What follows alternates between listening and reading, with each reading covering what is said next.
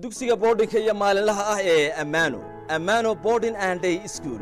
Welcome to our geography revision lesson. My name is Teacher Eric. Now before we start looking at areas where examination is likely to come from, there's a timetable here for you. You know, your examination will start from 6th and it will end on 20th of June. So particularly I'll look at the day on which you have geography, which is here on 17th, and for every day that you have an examination, the following day is a free day where you have to revise. So before geography on Wednesday, the previous Tuesday you'll be free, and therefore it is going to require you to revise, try to look at area that we are going to look at here today. Now to begin with, we shall look at the first chapter. Actually, we are looking at chapters to be covered or to be revised during this cycle 2 examination, and the first chapter that we looked at was Introduction to Geography and its themes. Remember, the study of Earth as a home of mankind. So that is where we began and looked at the 5 geography themes, if you can remember them, where we had movement, we had region, then we had also human, human and environment interaction. We also had, there were actually very many. We also had location and also place. There were 5 geography themes. So you have to try and look at them. And for each theme, there were 2 categories. Like for location, we had absolute location and relative location. You have to try and look at that. So you have to try and revise them. That was chapter 1 of what we did. Chapter 2, we did the universe and the solar system. Remember, we looked at the Milky Way, the galaxy to which our own solar system belongs to. So this one here, our planet Earth belongs to the galaxy that we call the Milky Way. We looked at that. Then we had the sun and the 8 planets, right? We looked at that. There was also the terrestrial and giant planets. So out of the 8 planets, we had the terrestrial planets. The first 4 planets were also, they are actually referred to as terrestrial planets, while the last 4 are the giant planets, the Jovian planets. Now, other celestial objects that are found in the solar system, we also learned about them. If you can remember, the asteroids, the meteors and meteoroids, we looked at all those celestial objects. Now, we also went ahead to look at the solar eclipses, the 2 solar eclipses, eclipse of the sun, which is also the solar eclipse, and also eclipse of the moon or lunar eclipse. We looked at even the 4 subcategories of the solar eclipse, if you can remember them, the hybrid, you know, the annular and all those others. So you have to try and look at them because you have the notes and even some of the questions in your books, in your notebooks. Then chapter 3, we had the earth, and under the earth we looked at the origin of the earth, right?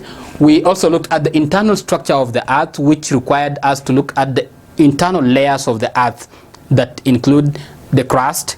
You know, the crust is made up of the Seol and Sima. Then we also had the mantle, the outer core and the inner core, and together with this layer that separate each and every one of them, the Gutenberg discontinuity and the Mohs discontinuity. So you have to try and go through all those. Chapter 4, we looked at rocks, meaning of rocks, you know, the hard substance that contains 2 or more mineral particles. Then we had classification of rocks, if you can remember, the sedimentary rocks, metamorphic rocks, and the igneous rocks. And every rock, there were some examples that we listed. For igneous rocks, you can remember them, all the basalt, all those others, the granite. You have to look at all those others, like the sedimentary and metamorphic rocks. We had also the significance of rocks. What are the importance or the uses of rocks? Some of you said rocks are used as barriers. Some rocks are used as source of minerals, source of salt. They're used for construction. So all those are important or uses of rocks. We looked at the plate tectonics theory and also the types of earth movement, the vertical and the horizontal earth movements and what they result into. Then chapter 5, it was about weather We looked at it. I also gave you some assignments, some projects to do, printing and looking at those weather instruments. So there was introduction, look at the weather elements, including humidity, we had air pressure, we had temperature, among others. We also had the weather station and Stevenson screen, the small structure that is actually used, that is actually placed at every weather station. And inside the Stevenson screen, there were some weather instruments that are usually placed in there. Now, we also had sighting of a weather station. Sighting is actually like the location when you want to locate a weather station, when you want to put a weather station somewhere. What are some of the factors that you consider? What are the things that you must put into place? For example, a weather station must be far away from tall buildings and tall trees. It also must be far away from animals and interference with from people. So all those factors are important, are necessary when considering the site or the location of a weather station. Then the atmosphere. The atmosphere here, though the meaning of the atmosphere, the composition of gases making the atmosphere, including the nitrogen, oxygen, among others. Then there were the 5 layers of the atmosphere, including the troposphere, stratosphere, mesosphere, thermosphere, and exosphere. So all those layers, it's important for you to try and master them. It's important. So as we conclude, here, the last one, the hydrological cycle, meaning of some terms which we looked at last time in our video lessons, like percolation, infiltration, surface runoff, and evapotranspiration. So all those terms that we looked at are important for you. As you'll be revising, try to master those terms. It's important because you might be asked to define them. Then the hydrological process itself, how it happens from the way the sun's rays hit the Earth's surface. They facilitate evaporation and evapotranspiration, and then the cycle repeats itself. It's actually a cycle, a continuous process.